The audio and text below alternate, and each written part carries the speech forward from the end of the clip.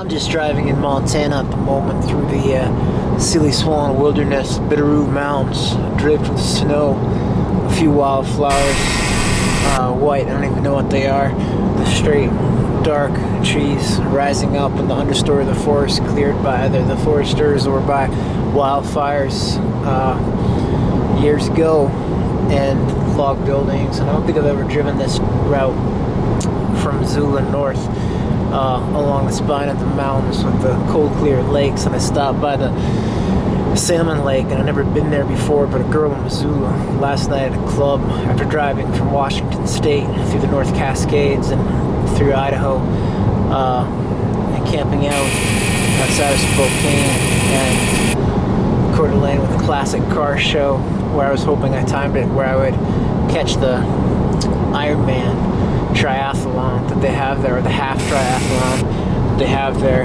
in Coeur d'Alene, the town, the lake nestled in the high hills of Idaho by the Washington border. And the juxtaposition of the two things, the car show, the triathlon, the classic car show, and the triathlon, and it makes me think of sled dog racing and the one dog class, what we're trying to bring about into reality, and how, you know, the dog mushing is a sport, but there is also the thing with the classic. It's not really. It's kind of like a horse show or something. It's not really.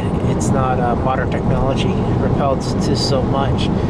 But and I stopped by in Missoula, the Smoke Jumper place by Forestry, because I was looking for a campground, and they've got like some pull-up parallel bars. There's a place to do a workout. It makes me think of how I want to add that infrastructure to the national parks, some calisthenic parks. They have a nice little running trail around some fields there in Missoula, and I've never stopped there before. A beautiful place though to get a quick workout in, and the creek in town. I brought the dog to the dog park by the university there. Normally when I go through town, I do kind of a workout over there and climb up the M trail, and the young people, the positive energy, the optimism, the hope, youth, colleges everywhere.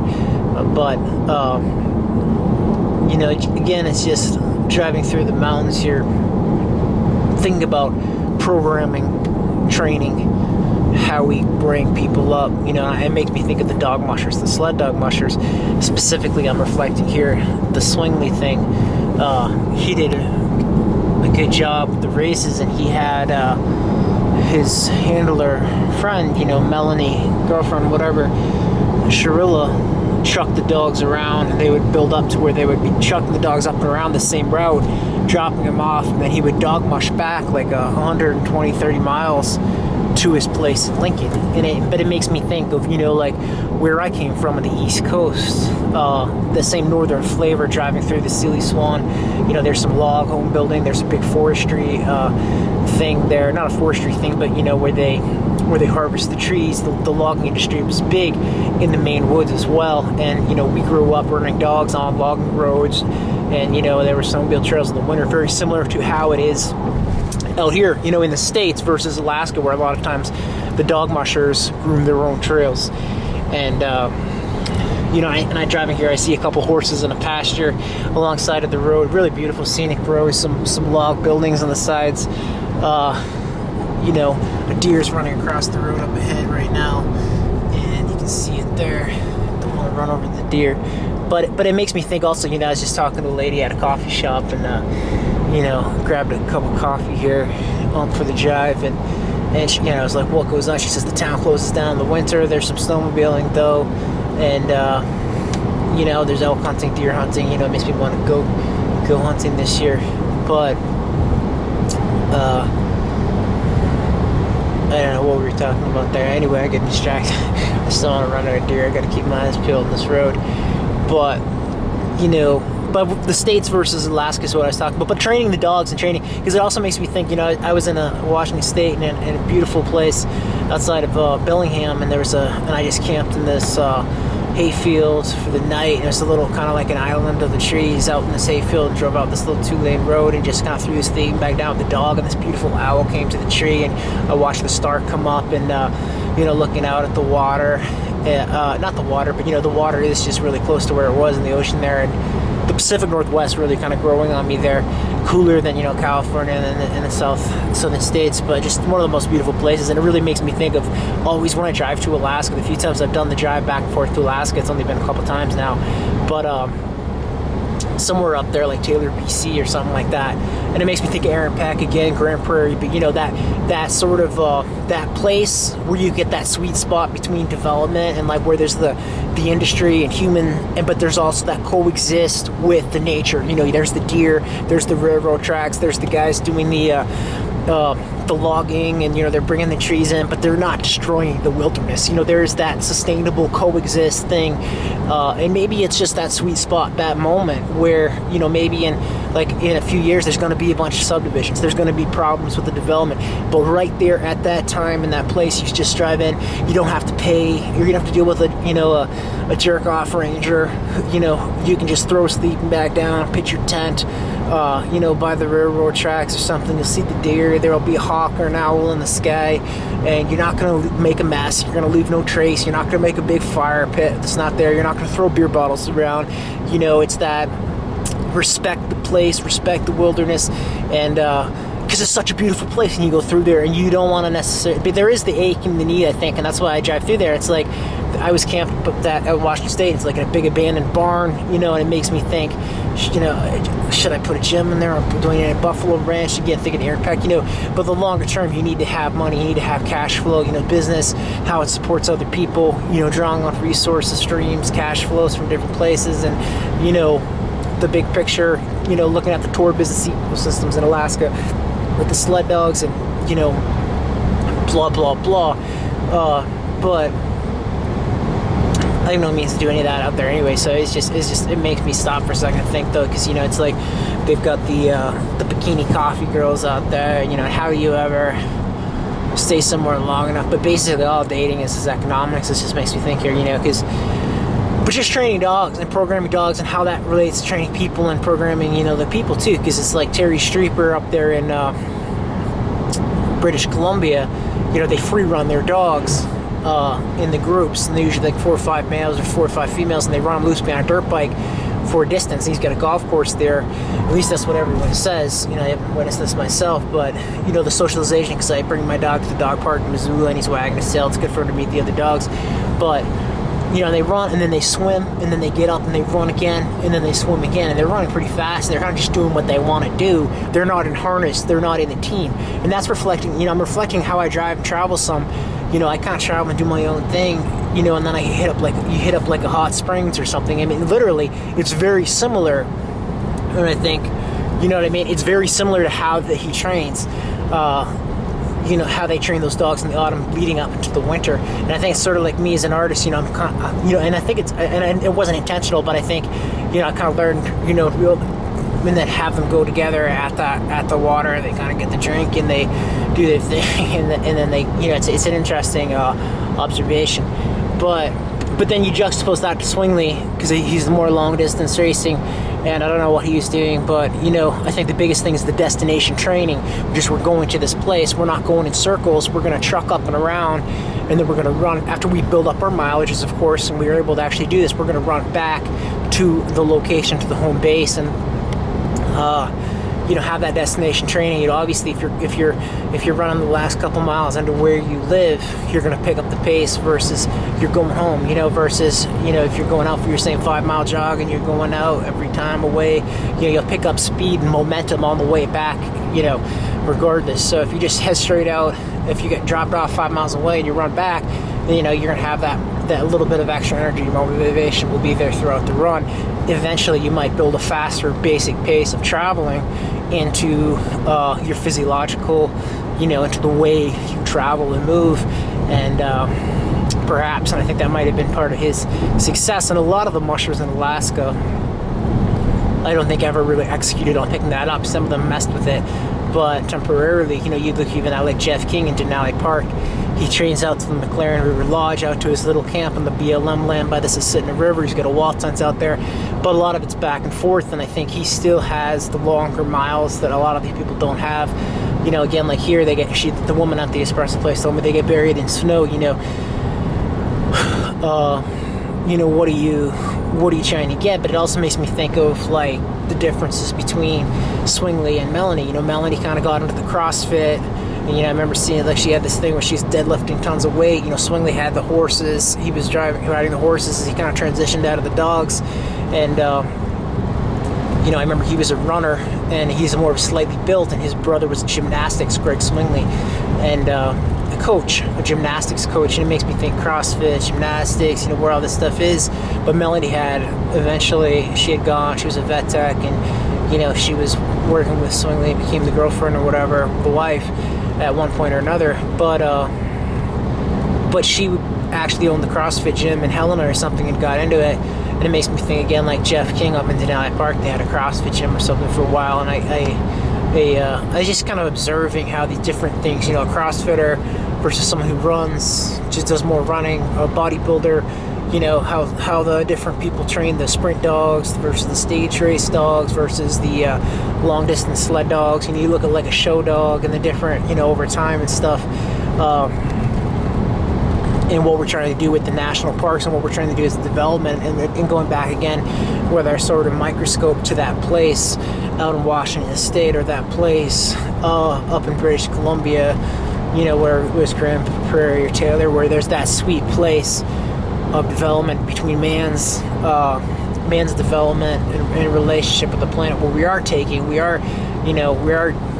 some trees with the lumber mill. We are, there is development there, but it's not too much where it's destroying the wilderness. There is that sustainability. It feels like maybe it's just the moment though too. Maybe there will be subdivisions in the near future. So you have to have it programmed in that's going to last, and that gets into conservation, that gets into environmental stewardship, that gets into what has happened over the last few centuries with the national parks, with the state parks, like that place I just stopped and took a quick swim, Salmon Lake, Idaho, that the girl mentioned I should go to, and I always do that drive through Polson instead of going this way through the mountains, and I definitely am glad I did doing this drive. It reminds me of leaving Montana, driving up towards some of the hot springs on the route to Alaska in the mountains, Banff Park, etc. It's beautiful mountains, see the deer, the wilderness, etc. But you can't have the dogs and train the dogs, and it really, the sled dogs, it's completely connected to the wilderness. Whether these guys did it down here, they're not like, it's not like a native Alaska, or even like Terry Streeper, they're successful at what they do and they have the business up, but they still need places. Like Terry's got the big golf course, the big, train the dogs, and Doug had this huge area, the Bitterroot Mountains. And even when we were younger, back in the East Coast in Maine, we would go north and train the dogs on the logging roads, and we needed those places for to be able to train the dogs. So the dog mushing, the sled dog racing, has been tied, I think, and connected to wilderness, in one way or another. It's one and the same, and the preservation and the conservation and the environmental stewardship might not have been explicit rather, in terms of being like really in bold lettering and underlined in the connection, but it is most definitely one and the same. If you look through, history and everything, the dogs were used to get into places where the machines couldn't go. The dogs were used to get into places where, man needed to travel and work with the dogs. And, it was like the airplane couldn't go there, or the snow machine couldn't go there, or there wasn't the gas, there wasn't the resupply points, so the dogs could do amazing things. And that's been shown time and time again over history. But what we're trying to do, I think, with the one dog class, programming the people, and to reprogram the people to be connected to the landscape, because I know where your food comes from, the hunting, the fishing, the berries, all these things. These are big industries. You look at the guys, who want to go hunting, the guys who want to go,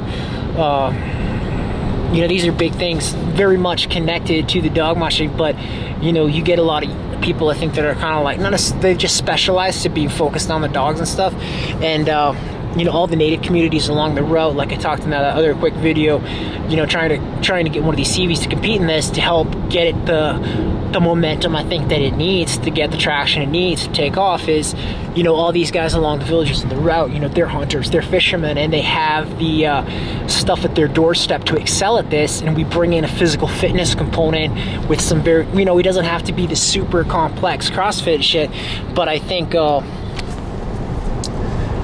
you know, you have to learn a little bit, but you don't have to get too involved into the real sophisticated stuff where it's, you know, it's using the stuff that's not basic, like a pull-up bar or something you could do dips on, or, you know, like and maybe down the line you could try to incorporate more things, but you know, you don't want to get it, you don't want to make it, you want to keep it simple. You know what I mean? To make it work, and you know, you can have a CrossFit box or a gym with 5,000 different things, but if you can't step out of that gym and get your food from the landscape, you can't get your shelter from the landscape. You know what I mean? You don't need to worry about your gym and your fake economy, you know, your blue fire architecture system, because if shit hits the fan and you know, you're cut off from walking down the street to the grocery store and having the money in your wallet. You know, if you can get past this economic web and system of, you know, consumerism that's all around us, you know what I mean?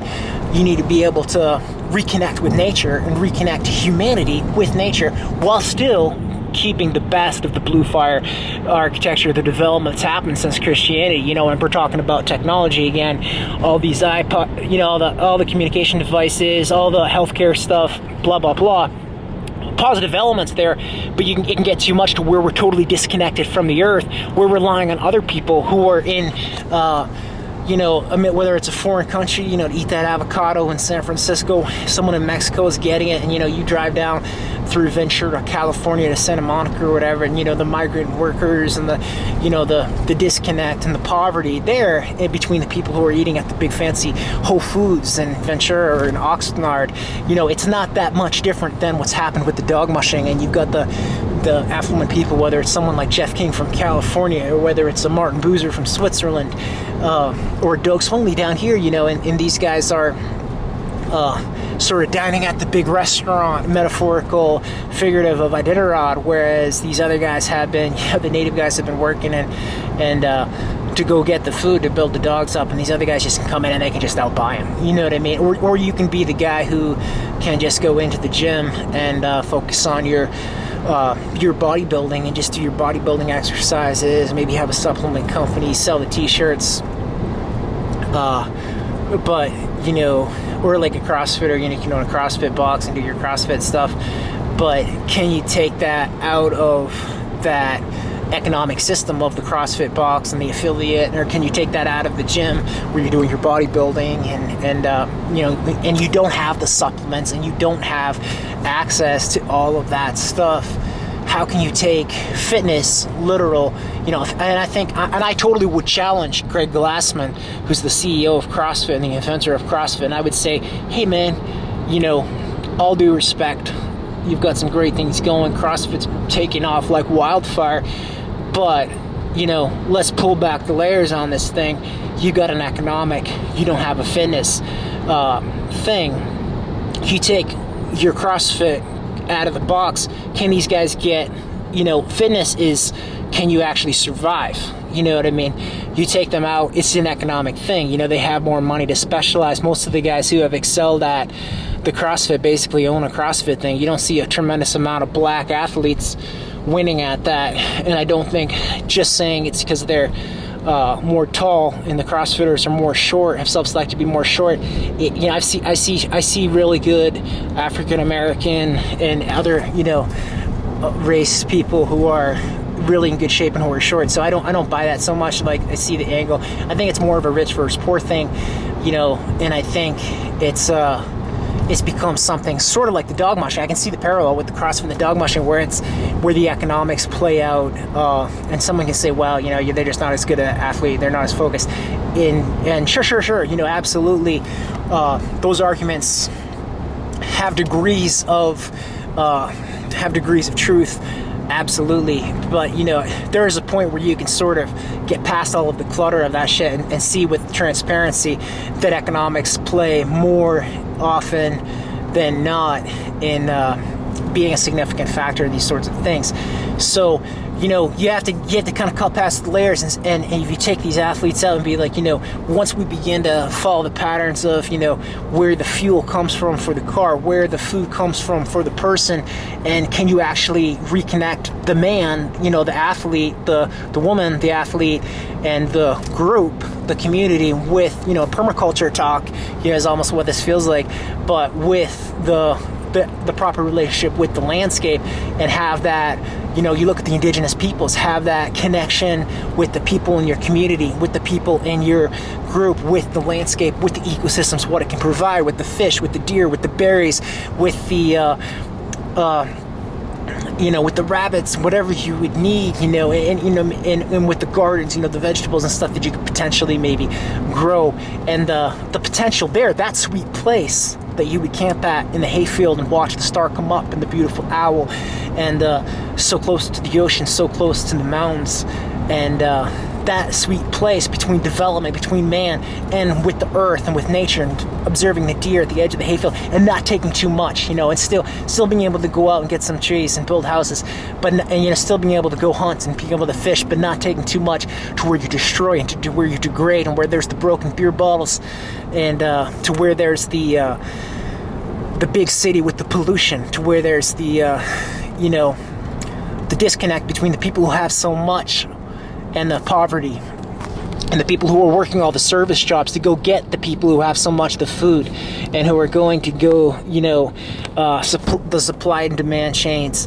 for food, for, you know, fuel for the vehicles, and for the parts for the vehicles, and where the vehicles are manufactured, and everything else that you use, and that we all use and take for granted with our, you know, American, since we are in America here, lifestyles as they have you know, developed here in the 21st century. And again, you know, so we're kind of trying to rewind and relearn and reprogram with indigenous flavor, and that's the essence of what the sweet place of potential for this one dog class, and for this fitness emphasis with the national parks, with the conservation, with the environmental stewardship.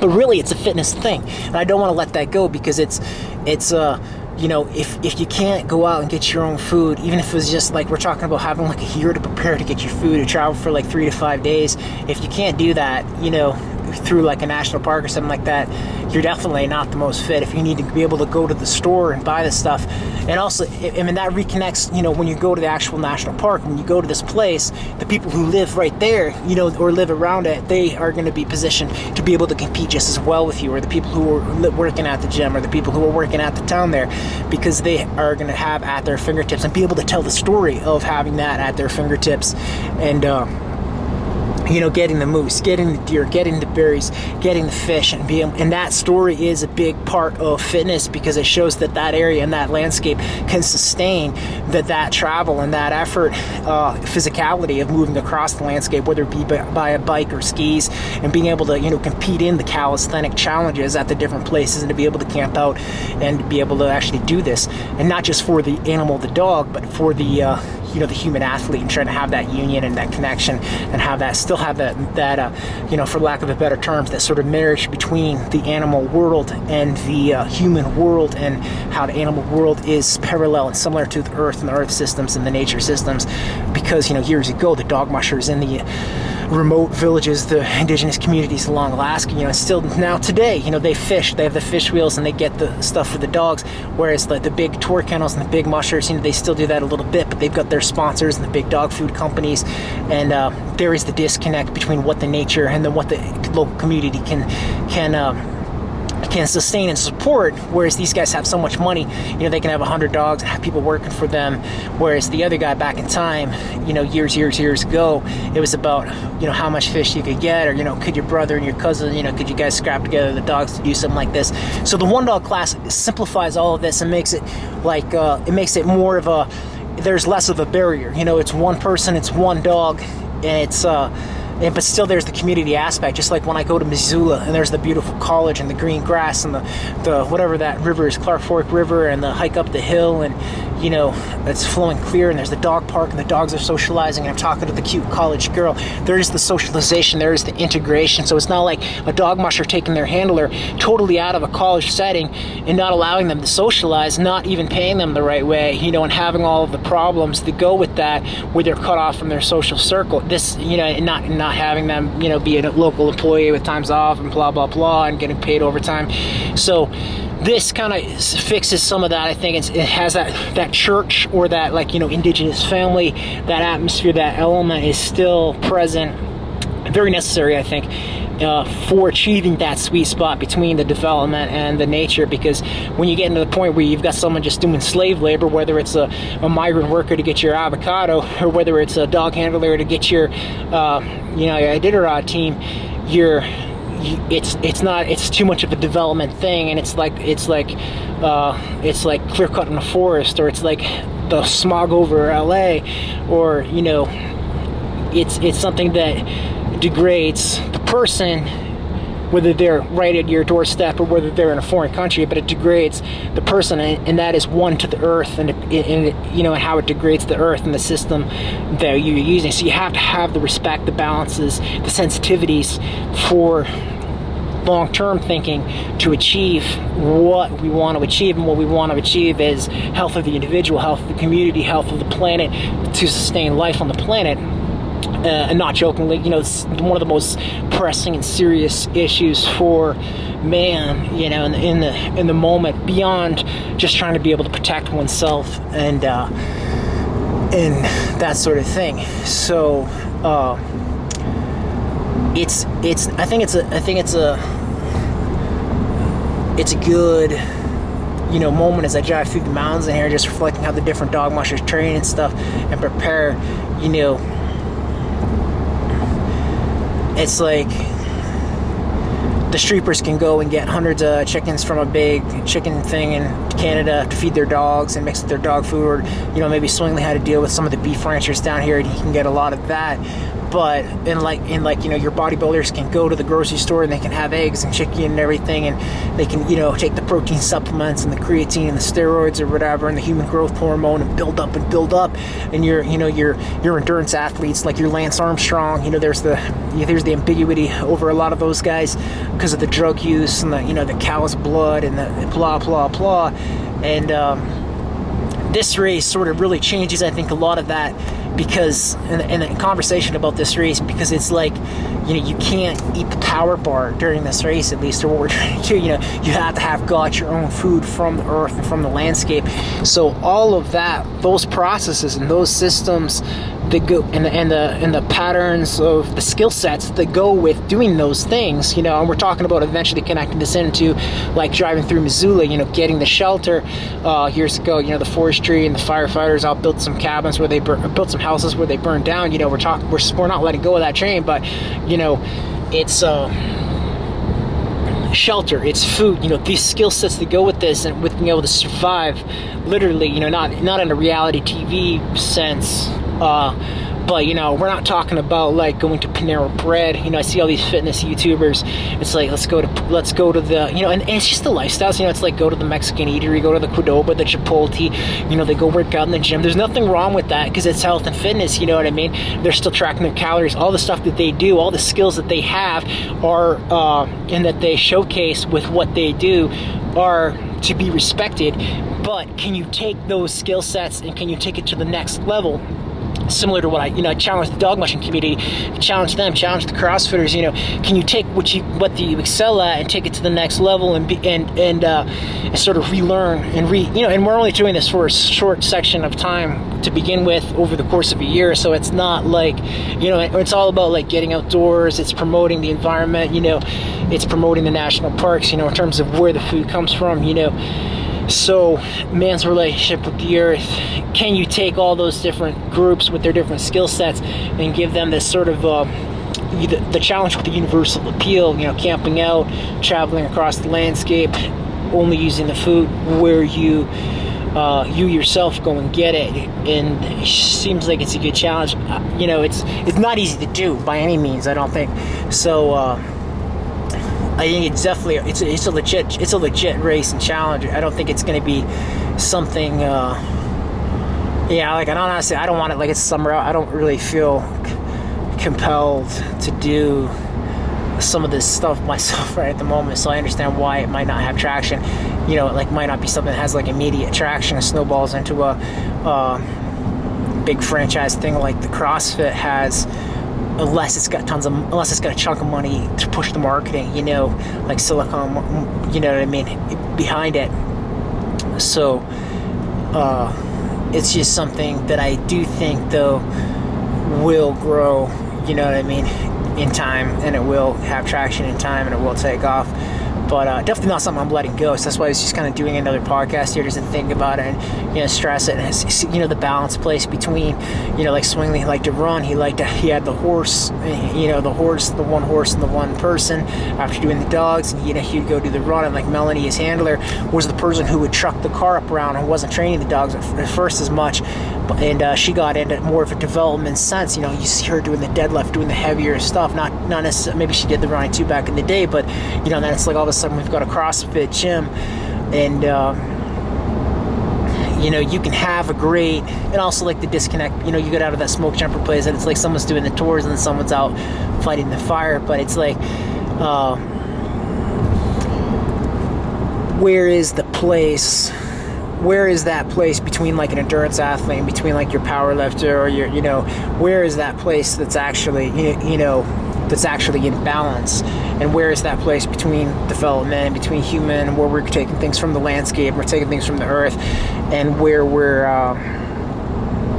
still respecting it so that it can sustain, and where we're not taking too much, you know, and that goes for ourselves too. So if you don't have the balance between, as an individual, what you're taking from the planet, and you yourself have taken it from the planet. You know, if you're working out all day in the gym and you've got your shit from the grocery store and someone else is getting it, you don't need to worry about all the time that goes into going out there and harvesting the food, you know, whether it's rice or whether it's bread, whether it's eggs, whether it's meat, all the energy that goes behind those systems and those processes. You don't worry about it. It's economics. You know, you're just in the gym doing your 5 CrossFit workouts, or you're a bodybuilder, you're doing your concentrated bicep curls and your, you know, your squats and blah, blah, blah. You don't have to observe, you don't have the sensitivities towards how those processes inform and allow you to specialize, and how it's essentially economics. And you would argue, know that you're more motivated and blah, blah, blah, which all might be true to an extent, and I appreciate that, the flavor of that insight. But on the other hand, you know, I can see clearly with the sort of the vision of the hawk or the owl as it circles the field and the star rises in the sky, and I camped by the hayfield the other night. You know, I can see clearly how, you know, someone is out there first thing in the morning running the tractor to make the crops so that you can have your sweet potato with your you know, paleo meal or whatever. And, you know, you might be out working in the gym, but you can work in the gym because you're not out there on the tractor. And if you're working on the tractor, or if you're, you know, raising the garden, or whether you're a migrant worker in the field in Mexico, or whether you're doing the beef farm work and the nitty gritty, raising the chickens, and it's not glorious and it's not something that's necessarily positioning you to be healthy, you're at the gas station grabbing a cup of coffee, eating the burrito or whatever, where this other person's doing their fasted cardio and hitting their workout, right, doing the protein, because they have the time and the luxury to focus and specialize. You've outsourced, you know, and just like building a car, you know, the parts, someone else is in foreign countries building the car, you know, we don't have the expertise and knowledge in our soil. So it basically creates vulnerability in the system. And at some point, you know, the system in whether, you know, you need, for life to sustain itself and for all the balances to be programmed the correct way in terms of the intellect, in terms of the intelligence, into the individual and the collective, to return to a kinship and a balanced relationship with the earth that will allow us to sustain, you need to reprogram the people, the young people coming up, to do this. And we have a remarkable opportunity with the villages in Alaska and with the Native people in Alaska, where there still is a tremendous amount of expertise, ingrained knowledge to hunt, fish, and to live off the landscape, you know.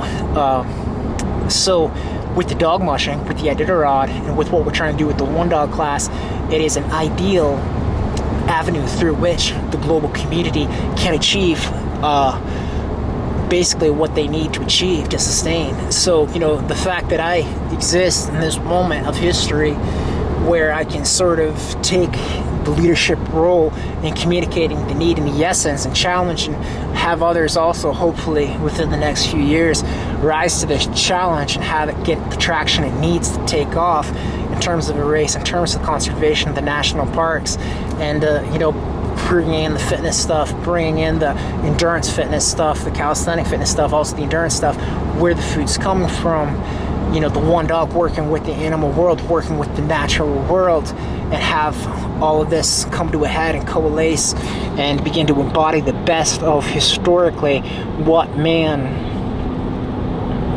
looking at the Christian communities, the values, looking at the indigenous communities, the values, the best of what.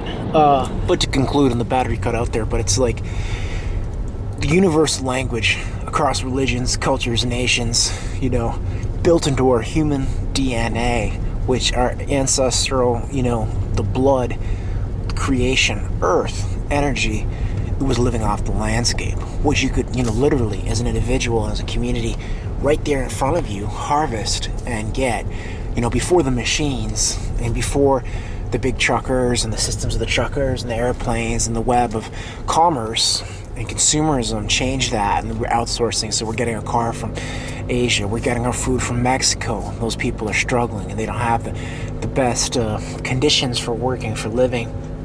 So to try to fix that and to rekindle that knowledge and intimacy of place, of landscape, and to be able to literally protect and sustain our future generations as they are one to the environment, to protect and sustain that environment that nourishes us, to rekindle, to reconnect. That's the essence of what we're trying to teach and to program with this thing, and to reprogram that into the human DNA. And driving down to the lake to take a photograph here, in the mountains of Montana, in the dusk, in the evening, the bluish sky, the green pointed trees, the RV park and the campground buzzing with sort of a familial activity. There is, I think, the room in the human family, in the global community, to try to get beyond rich, poor, black, white, Christian, Muslim, and to remember that this is one group, and that we can overcome the hurdles, and we have this universal language, all of us, all of our communities, all of our families. It's this one strand, it's one family, it's the same sky we sleep beneath, it's the same DNA, it's the same earth, the same pattern, and we need to bring back that thing which is in all of us, that element of creation, and with that knowledge programmed into our future generations, across the landscapes, across the religions, across the cultures, and with the respect that comes from that knowledge, where the food comes from, and bringing that into the fitness conversation more so, where the machines come from and all this stuff. I think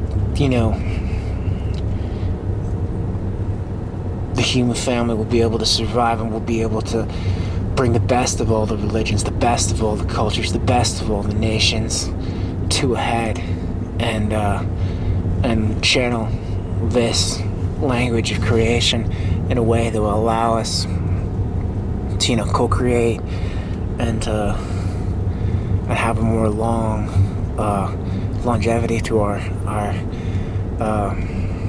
time on the planet. And I'm up in northwest Montana by Glacier Park, and I'm just reflecting some of the small towns. There's not even a gym.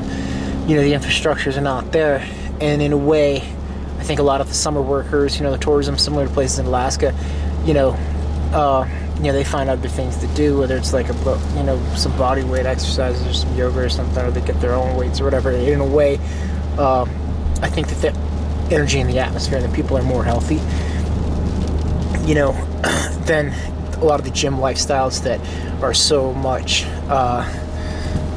pushed by the health and fitness industry, using the machines or just going to the gym, being part of a membership of a gym, whereas really, being part of a membership of a community of summer workers in a lot of aspects, and having that emphasis of the nature of the outdoors and having all of the beauty and the splendor of the natural realm around you, in a way, all of that stuff can actually position you to be more healthy than to be in a city where you have a million different choices of, as a consumer, where to eat your food and buy your food, and you're almost set up for failure and set up to, because you're buying a meal prepared by someone else all the time, and it's like, is it too much? You're not always eating with your coworkers, the people you live and work with. Whereas when you're doing that sort of thing, and when it gets away from, someone else controlling the portion sizes, etc., people are more set up, I think, to be, healthy and that sort of thing. So, and I think that reflects also to what we're talking about with the dog mushing community and the one dog class. In a sense, it's like iditarod has transformed and evolved in the last few decades into sort of a fast food thing, where it's like, this is the Big Mac. You can go and try to win the iditarod, go to McDonald's, and if you got the most money and you're the quickest to get there, you're going to get that burger more than the other kids. But is that the most healthy thing for you? As an example, we're looking at a young Dallas Evie, or even a Lance or a Doug Swingley. Again, not many people can buy a great big hunting lodge in the mountains of Montana to train out of and specialize to that extent like he did, or like, some of these people. So, and like a Dallas, a young person like that, how much of an opportunity to socialize and to be integrated properly with the peer groups, and how that reflects in a competition sense. If you're always by yourself and you're always just sort of focused and specialized to a point where the business aspect is predominant over the, on equal footing competition aspect with the peer group. So, you have to, I think, with the knowledge and insight and the 2020 hindsight that we have today, 2016, look back at the last 30 years of iditarod, and when we're designing something like the one dog class, we needed to take into consideration, using that intelligent design, how these different things are interdependent. And you want something that is, if you're a person in a community, in a village or in a town like Willow, it shouldn't be like, or like Dallas, a young person, or like, Musher X, Y, or Z, it shouldn't be like getting the most resources to do this. It shouldn't be the big thing to do it. It shouldn't be, it should be more about who is able to do, able to actually excel at it the most. And so we sell the different components, whether it's, getting the food, whether it's doing some of the endurance challenges or the physical fitness challenges along the way. But I think I think we sort of got the concept of what we're trying to talk about. Like, this is actually like, back in the day, working with the dogs in the villages and that sort of thing. I think that was the healthy choice, you know what I mean? And it wasn't. And at some point along the lines, it became about economics and about business, and it didn't become about, the bootstrapping, the living off the land, the working with the dogs in tune with the landscape. It became about, who's got the most money to get the sponsor to raise the most dogs and to employ the people to work with the dogs, and sort of run it like a CEO, and marshal the social media, do the public relations, and in turn pay people, directly or indirectly, and to do so much of this. So at some point this became business, and it got away from, what I would call Alaska. And I think a lot of people accept and acknowledge this, and in varying degrees. A lot of the competition in the race will point out about the, basically similar things about their competitors. And I think anyone who points it out about someone else also has to accept the fact that to some degree this sort of thing applies to them. So you want to cut back the economic layers and make something more where it's about equal footing. So it's like, you're actually doing something that's healthy with, you're seeing something that's healthy. So at the end of the day, it's not just who got the most money to go get the Big Mac. And, sure, they might have been a little bit quicker jostling their way into the figurative McDonald's of iditarod to get it, and there might have been a little skill there, but regardless, they still had the most money when it came time to order that thing. And I think that sort of epitomizes what happened to Iditarod. Whereas really, you want to be like, who's going to go out on the landscape in their backyard and get the food, and then they're going to travel to the place, and while they travel to the place, they're going to be living off the local food that they themselves harvested, and they're going to be moving themselves by their own power, or by the power of the dogs that they have, and they also are the dogs that are also living off of the land that they themselves got, so that it doesn't become an economic thing. It becomes a thing about what the landscape and the local community can support, not about who can get the big outside sponsor. Like, for instance, a Dallas with a J.J. Keller, a Martin Brewster with the Mary Lou Whitney, or, Musher XYZ sort of rallying and doing the big tour business thing. So, we just don't. I don't think it's a happy place, a successful place, and a healthy place where the step towards Iditarod is about out jousting people and doing the economic thing. You know what I mean? Because it's like you shouldn't be like on your social media bragging about your tour business, and you don't even go do the tours. You hire other people to do it, where the CVs are at right now. And I think that's a really dangerous place for Iditarod, and for them to sort of be trying to push and try to overtake the Iditarod and try to own the organization and have Danny on there. And I think we've gone into this a lot different places, but it's and especially for some of these other marketers too, if you don't want to train the dogs and work with the dogs, and it's just about business, and then it's just about being a CEO and a face on a website and being the owner, you might as well just be that sponsoring the lower 48. You might as well be just Jake and Mary Lou Whitney just jumping on the sled to go do the race, whereas the actual people that run, train the dogs and pick up after the dogs and go do those sled dog tours, they're the heart and the soul. The handlers, in a lot of instances, are the heart and the soul and the spirit of the race, just like the people in the communities who have been kind of disconnected from it to some extent are really the heart and the soul and the spirit of the race, because they're the ones with the passion. They're the ones out living that bush Alaskan lifestyle. They're the ones out there with the passion, training and feeding the dogs, where some of these other guys have been burnt out and they're just doing the CEO gig because they need the money. They need to keep the business apparatus going. They've got some great stories of the trail, but they can see the position they're in that it's not necessary for them to do every training run, for them to go out and feed the dogs every day. And in so, I think coming at it from that angle over years, where younger, perhaps they had more passion, they, in a sense, and I think that this is sort of a life cycle for some of these competitors, probably true for other sports or even businesses. I think if someone is good at getting a startup going, they're not necessarily going to be the best one at managing it into its years of maturity. Whether it's a nonprofit or whether it's a small store, blah blah blah, or whether it's a big technology firm. So you have to have some sort of different roles there, and once their energy sort of dissipated, but they're still doing it and going through the motions. And I think that happens to a lot of these mushers because they've branded so much, and so much become part of the fabric and culture through the media, etc., of what the race stands for. It's as other people have mentioned, like a drug addiction. It's a difficult hobby, passion, sport, lifestyle, business to sort of let go, and I've been through that, so I acknowledge that. But we really want to return the energy, where if you don't have the the vibe and stuff, if you're not passionate about it, you don't want to go out and train with your one dog, there's no way to cut the corner and say, there's no way to have someone else do it, because it's just you and it's just the dog. And that's the beauty of what the one dog class is. It's not about who has the most money to order that meal.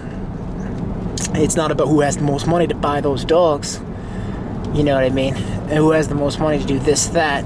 It's about who actually did it the best, who skied across the landscape the fastest with their dog, who completed the challenge, the calisthenic challenge at the checkpoint the fastest, who had the best food that they gathered themselves from the landscape in preparation to fuel themselves and their dog in this endeavor, in the best way, in terms of nourishment, in terms of nutrition, in terms of training and conditioning for themselves and the animal, and preparation. We're returning the balance with the landscape. I think it's a baby step, but it's a monumental step. And if you have a group, I think, and I'm comfortable saying this, like the CVs, because they have such a notoriety now and they've been doing so well, and they don't want to step into this conversation of this type of a challenge, you have to look hard at it, that these guys are economic business guys, and are they even competitors?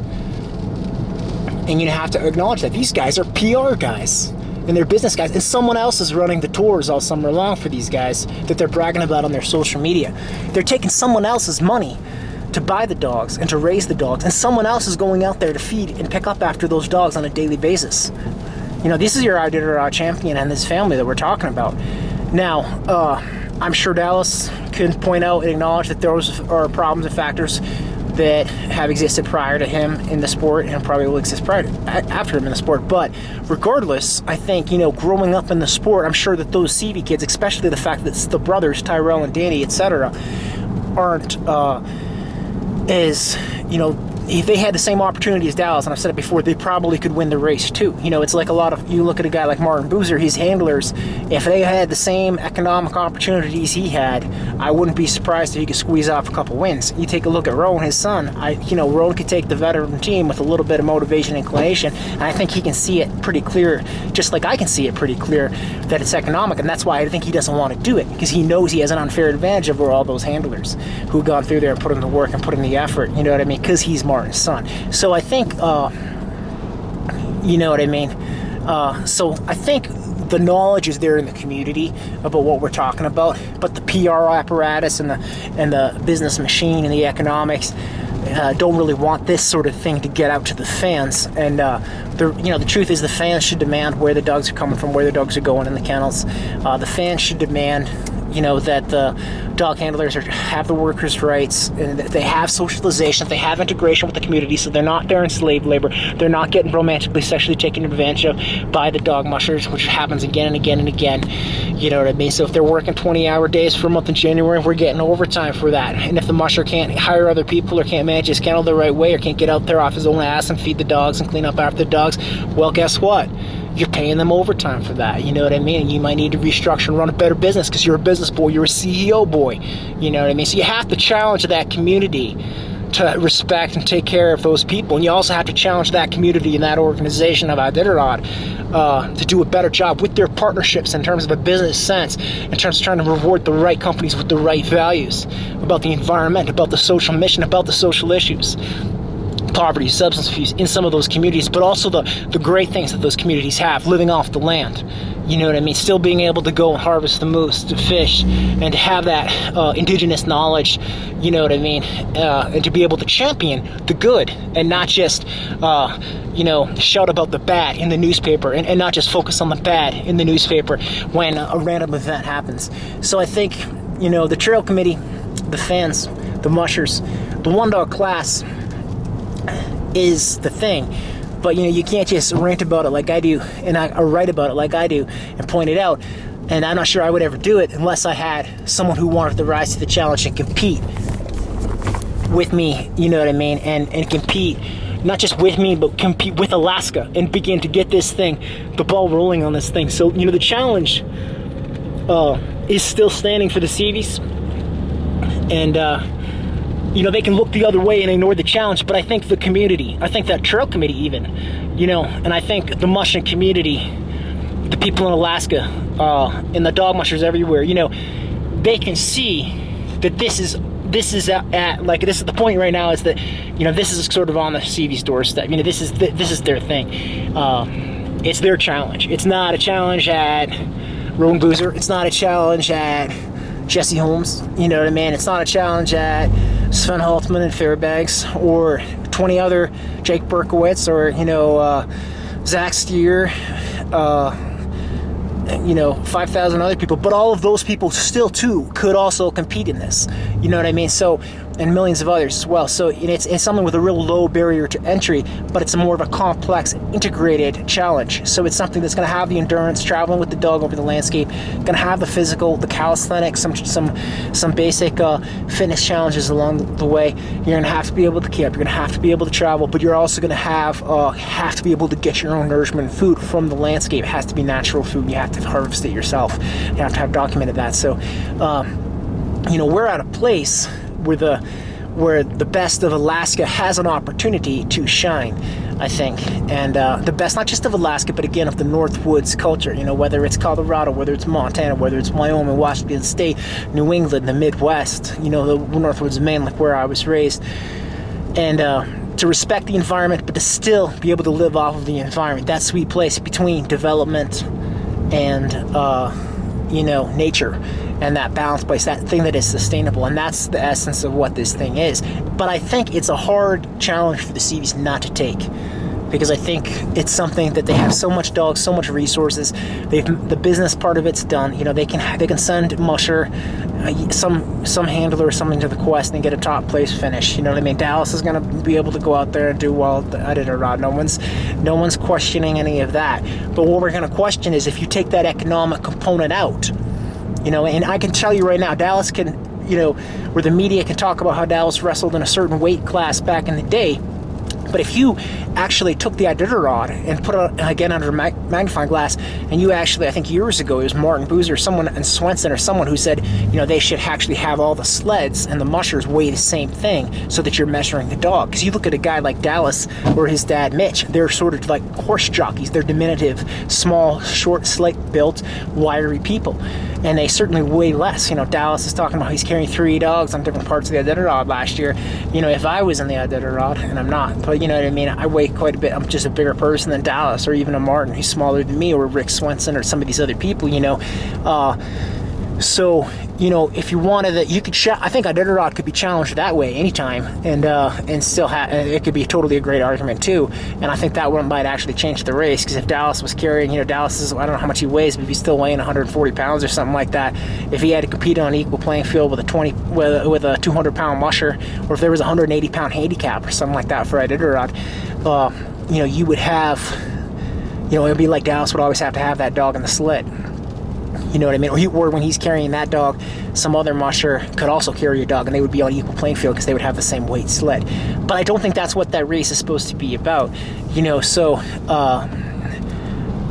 race is, you can use what you have in the race. So I think that's what we're trying to incorporate too with this challenge. It doesn't matter if you're a real small person or if you're a really big person. If you're skiing across the landscape, you can do it faster or you can do it slow. If you get into a challenge and you got to do a certain amount of body weight dips or pull-ups or push-ups or whatever,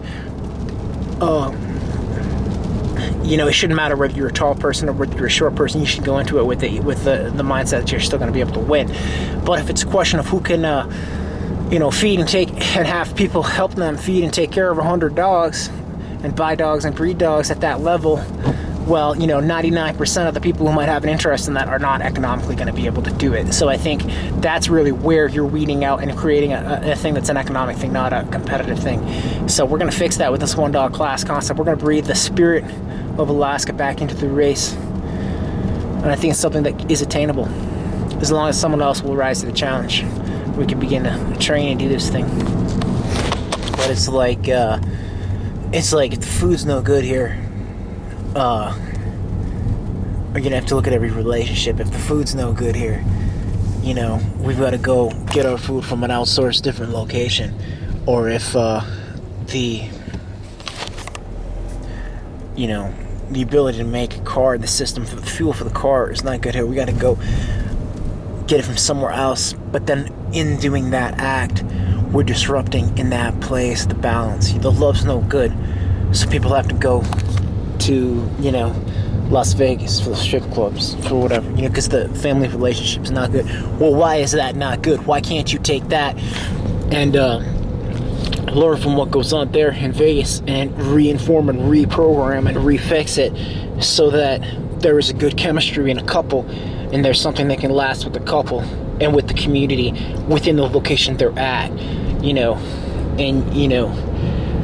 why is, when you look at all the different relationships and the systems and the patterns, can you begin to fix all of those things and in doing that, reprogram and build something that has more of an ability to sustain health, love, balance within all of the small interdependent relationships, whether it's where the food is, whether it's two people in a relationship, love, whether it's a person and a company, whether it's a company and a community, or whether it's a distant car manufacturer in a foreign country, and the people who work there, and the vehicle comes here to America, and emitting, and all of the Americans are using it because they have the money to do it, but it's emitting the emissions of the fossil fuels, the carbon, into the atmosphere, which is undercutting, in the long term, the health of the people and the environment, which we all need to nourish ourselves. So, you need to, at some point, you need to reassess and reprogram the relationships, and that's sort of what we're doing with this one-class thing.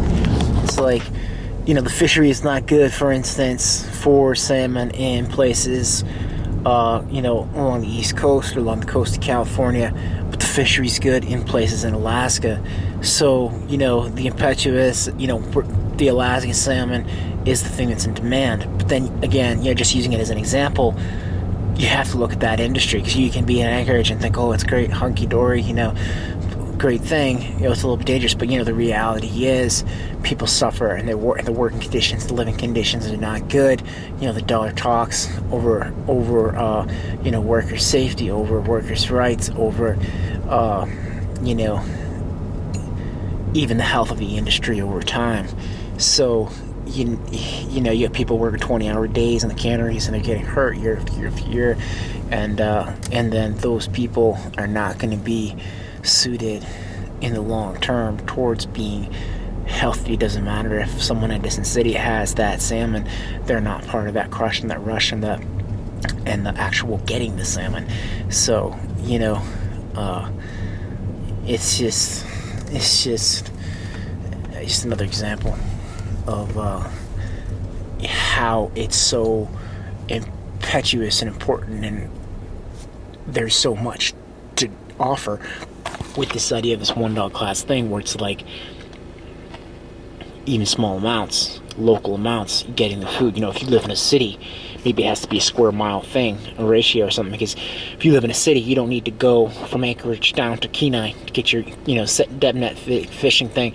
That's not really the same thing. Maybe you can fish in the river right up to your back door, but unless it's within like 100 square miles, I think, or something like that, you're not going to excel at this race. You know what I mean?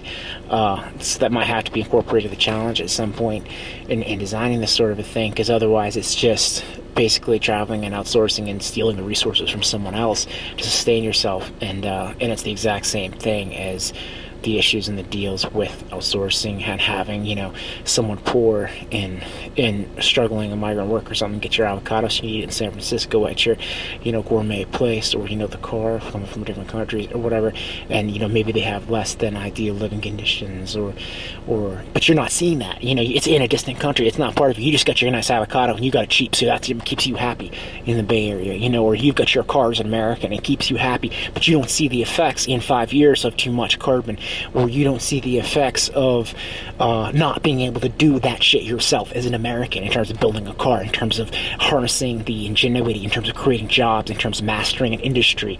So it's just taking the dog out to take a couple photos by the lake and enjoy the beautiful sunset. It's a moment where we can have an opportunity to the localization, the reprogramming, the balance, and all the interdependent relationships, the concept of coexisting, and how this universal language of living off the land across cultures, across religions, across nations is a thing we all have in common, and it's a thing we can use to fix. Because so much of all of the problems are economic, right?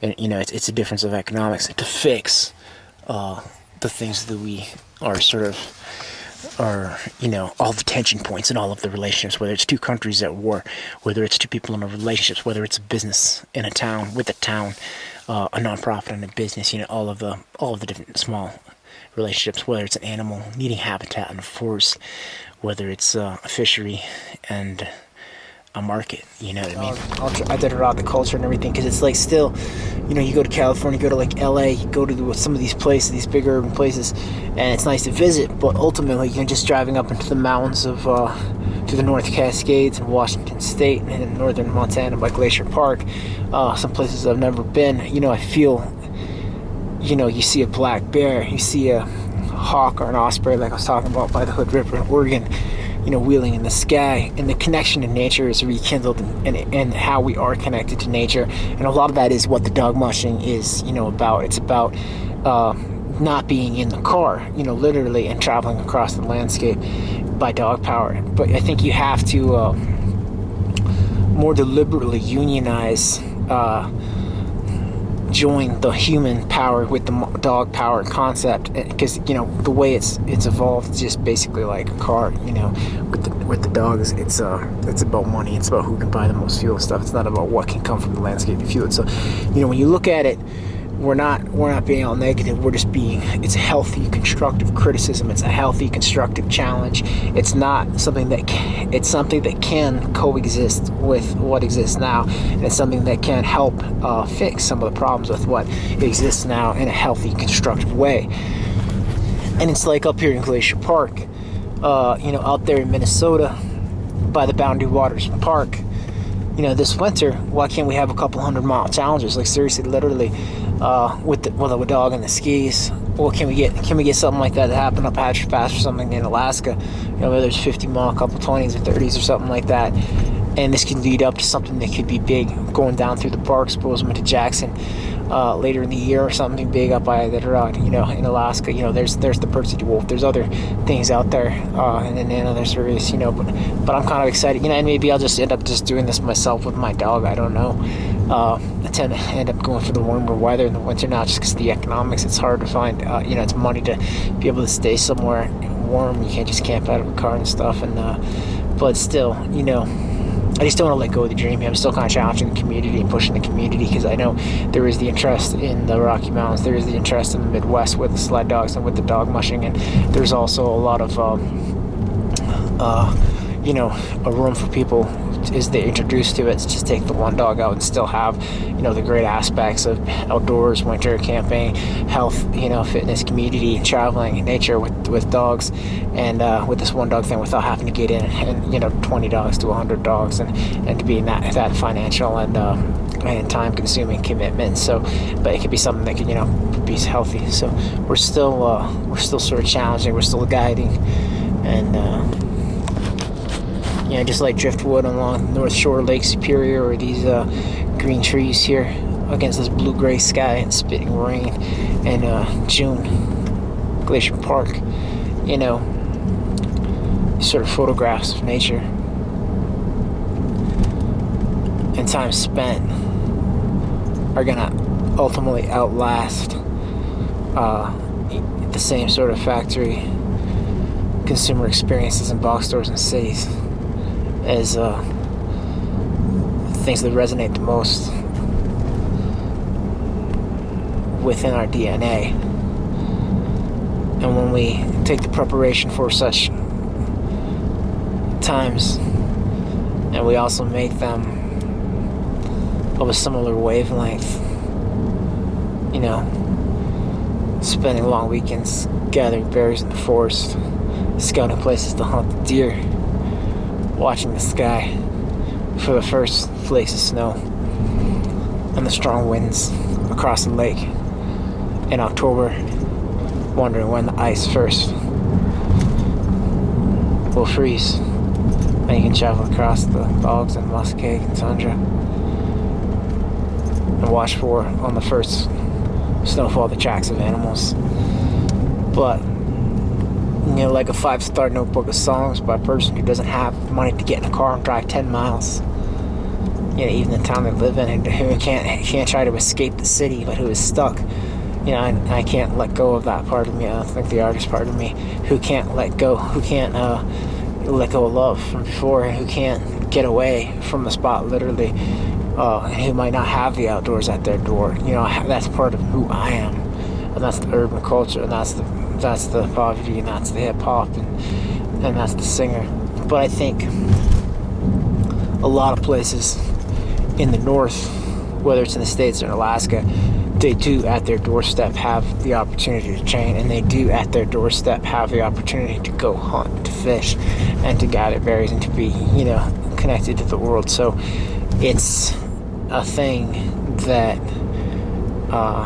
has the room to be nurtured and to grow into something, remarkable. They're like those images of nature and those experiences, whether you see a wolf or an eagle or a bear, that will always, that will last and resonate, and will be something that'll build the bond across cultures, nations, religions, of again returning to, sharing in speaking the universal language, which is living off the land and traveling with the same spirit of those gestures and understanding knowledge.